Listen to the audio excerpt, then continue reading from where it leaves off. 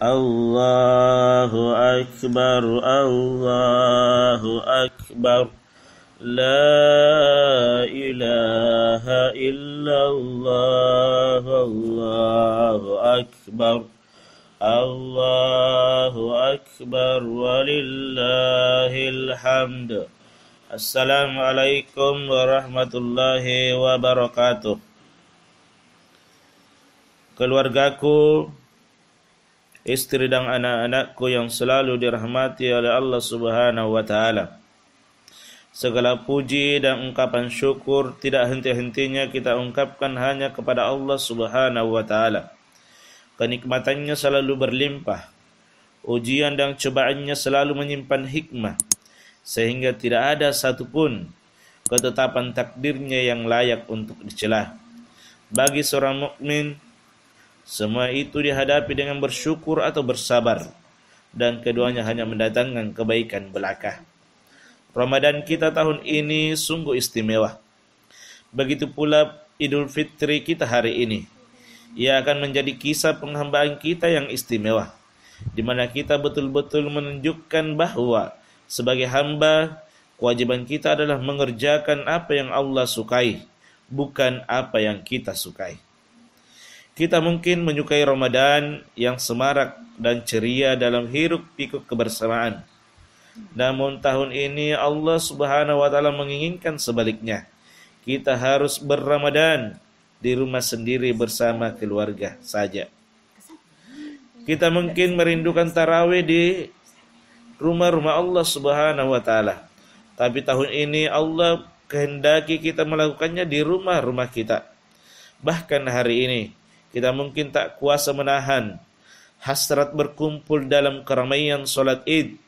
Tapi Allah Ta'ala menetapkan lain, karena berkumpul dan keramaian dalam kondisi pandemi seperti sekarang ini lebih besar bahaya dan mudaratnya. Maka untuk pertama kalinya dalam hidup kita sebagai hamba, tahun ini kita menunaikan salat Id di rumah kita ini. Tapi itulah sesungguhnya inti dan hakikat penghambaan pada Allah Subhanahu wa taala, yaitu tunduk, patuh mengerjakan apa yang Allah mau dan ridhoi, bukan apa yang kita mau dan kita anggap sebagai yang lebih baik atau yang lebih utama. Itulah inti dari penciptaan kita semua di dunia yang fana ini.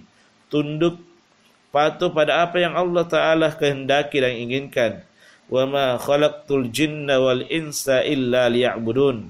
Dan tidaklah aku, kata Allah Subhanahu wa taala, menciptakan jin dan manusia kecuali agar mereka beribadah hanya kepadaku. Al-Dhariyat ayat 56. Wa ma umiru illa liya'budullaha mukhlishina lahuddin.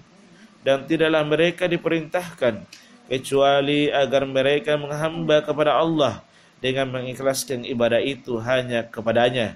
Al-Bayyinah ayat 5. Keluargaku, istri dan anak-anakku yang selalu dirahmati oleh Allah Subhanahu wa taala. Jika seperti itu sikap dan cara kita selalu dalam menjalani kehidupan dunia ini, maka kebahagiaan akan selalu hadir dimanapun kita berada, dari dunia ini hingga ke akhirat. Sikap dan cara hidup seperti itulah yang akan membawa kita selamat melewati semua ujian kesenangan maupun ujian kesusahan yang Allah Subhanahu wa taala takdirkan dalam kehidupan kita, termasuk wabah COVID-19 yang saat ini sedang terjadi.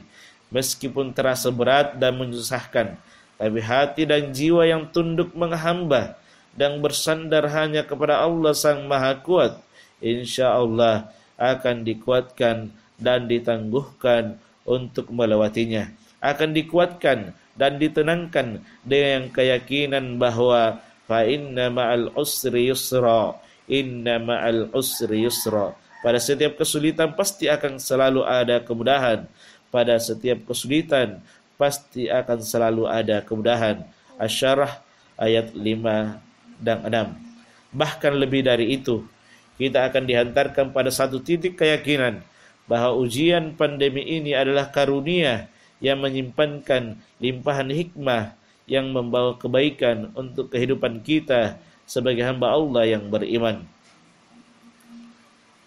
Inilah jalan penghambaan sejati. Semoga Allah Subhanahu wa taala menerima ibadah syam dan qiyam kita. Semoga Allah Subhanahu wa taala limpahkan ganjaran berlimpah atas kesabaran hati kita melewati masa pandemi ini. Dan terakhir, semoga Allah mengumpulkan kita kembali bersama di dalam surga, di dalam jannah firdaus bersama para nabi dan orang-orang soleh. Subhanakallahumma wa bihamdik, asyhadu an la ilaha illa anta, astaghfiruka wa atubu ilaik. Wa sallallahu wa sallim wa barik ala nabiyyina Muhammadin wa ala alihi wa sahbihi ajma'in. Assalamualaikum warahmatullahi wabarakatuh.